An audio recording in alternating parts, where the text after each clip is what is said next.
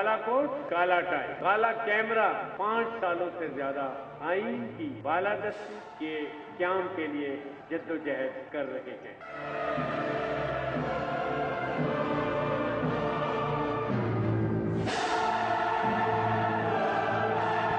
ये हमारे मनसब का तकाजा है कि हम करप्शन को जीरो टॉलरेंस करेंगे।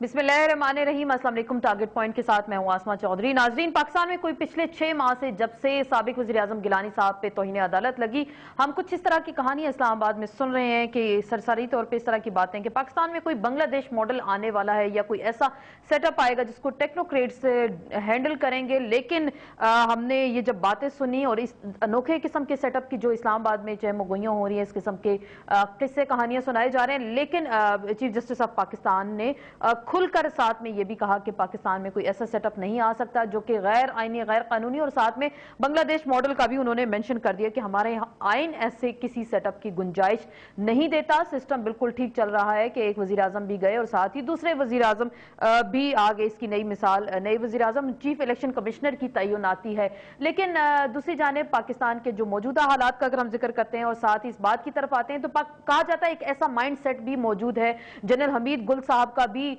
कहा गया, उनको भी कोट किया गया कई जगह पे। लेकिन ऐसी क्या वजह सामने आई, ऐसी क्या वजूहात हैं इस हवाले से कि चीफ जस्टिस को बारहा खुलकर कहना पड़ा और पिछले 72 घंटों में 2 बार उन्होंने एक तो बलोचिस्तान में ये कहा और दूसरी बार रावलपिंडी में खिताब के दौरान उन्होंने कहा।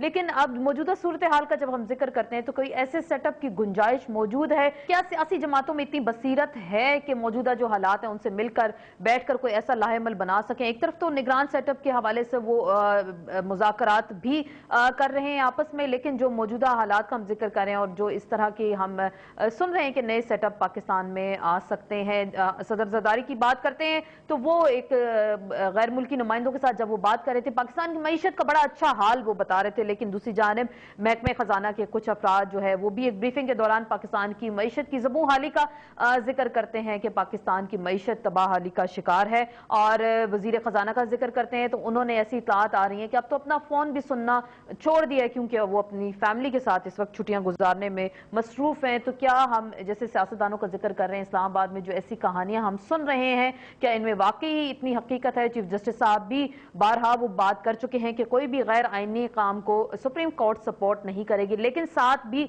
ये कहा जा रहा है जुलाई के आखिरी 10 दिन पाकिस्तान की सियासत में बहुत ज्यादा अहम है और कोई मेक और ब्रेक का सीन भी हो सकता है। इसी पे बात करेंगे अपने मौजूद मेहमानों के साथ।